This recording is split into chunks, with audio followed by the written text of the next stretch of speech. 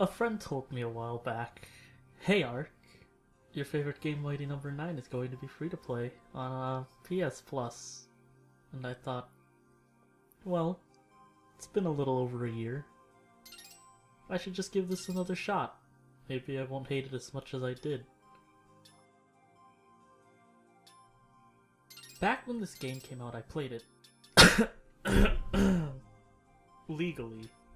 Since, I wanted to know what the hubbub was about. It was okay. It wasn't terrible. Outside of how it looked graphically. I mean, look at it. Just look at it. So with the ugly graphics and pretty mediocre voice acting, it didn't really make the best first impressions to anyone, myself included. In a place where Inafune decided to make an animated cartoon at the same time as this, no one was happy. We probably need to timeline everything leading up to this disaster. Disaster. On September 29th, 2010, Legends 3 was announced at a Nintendo conference, specifically for the 3DS, and more information would drop the following month, at New York Comic Con. That month came, and at the end of the month, Inafune announced he was leaving Capcom to start over. Abandoning the game he wished to work on, the game still went on. Until the following July, where the game was shuttered, never to be seen again. Later on, Capcom Europe's Twitter account blamed fans for not expressing enough interest as the cancellation for the game. The butthurt became very, very strong amongst the Mega Man crowd, who craved the game. Speeding over the next 2 years, on August of 2013, Inafune revealed himself once more, this time on Kickstarter, to speak of a new game he wanted. It was Mega Man, but worse! Still anal anguished from Capcom shunning them, the Mega Man fanbase quickly threw all of their money at Inafune, out of spite and out of craving a new Mega Man game. And the game was funded in 2 days. It did sport nice looking concept art. So the game was slated for April of 2015. People got really excited. A new Mega Man game! Capcom won't give us one. As previously, Capcom proceeded to cancel every Mega Man game in existence. Mega Man Universe was cancelled a few months before Legends, and Mega Man Online was also quietly killed off. April came and went, as Mighty Number 9 got delayed. Backers weren't given that much information, as nothing was really told to fans. You could start to feel it. That rectum ravaging that the Mega Man fans had before. Butts now leaking with anger. Bam! In July of that same year, Inafune announced another Kickstarter, one basing itself off of Legends. Fans were not pleased. How dare he make a new game without even finishing the first one? The Kickstarter didn't go through. After some more delays, Mighty Number 9 finally came out on June 21st, 2016. A game that still, to this day, doesn't have the Vita or 3DS versions. Much like the Kojima timeline that takes place after the Inafune one, this one is like a weird reversal. Inafune quit. Kojima fired. Capcom refuses to create Mega Man games, deleting them from existence. Konami makes Survive. With the game finally out, almost nobody was pleased with the final product, especially beforehand, when a trailer was published. That felt so out of touch.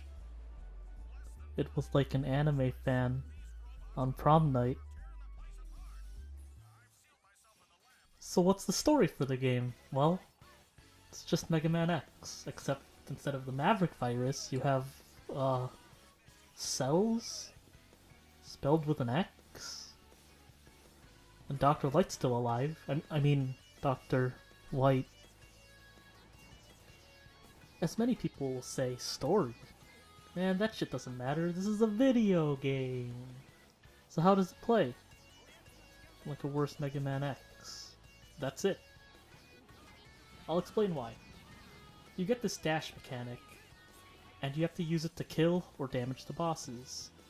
It's really obnoxious, especially since sometimes you can get hit immediately after dashing, or when the fucking flying boss flies off screen and heals, since you can only damage them a specific amount before you have to dash at them. Mega Man has always paired itself well with level design. How does that work? Well, the level design pairs itself well with the music in this game. In fact, it's forgettable and really boring. When you get all the weapons, you start to realize all these weapons, they suck. There are only like 2 good ones, so speedrunning the stages with all the weapons doesn't make it any more fun. Okay, if level design is boring, there are at least other characters. How do they play? Well, I don't have Ray, and I'm not about to drop money on that character, so I wouldn't know about it. But Call is even more boring. She lacks the dash mechanic that steals cells from enemies, but to offset that, she has a shield that shields things. She lacks the ability to use other weapons, so she gets her Buster. That's it. It fires one shot that needs to leave the screen before firing another. Think Mega Man X5 Zero Buster, except Zero has a sword, and is fun to play. Back to the comparison with Mega Man X in this game, when you beat specific bosses, much like in Mega Man X, it affects other specific stages. Beating Chill Penguin freezes Flame Mammoth stage. In this, you get, the Lightning Lady zapping some turrets. You know, other small things. It all culminates in everybody fighting with you nearing the end of the game, much like how in the Mega Man manga, the original light numbers help out Mega Man, which is pretty nice. Makes you feel less alone in this world of mad machines.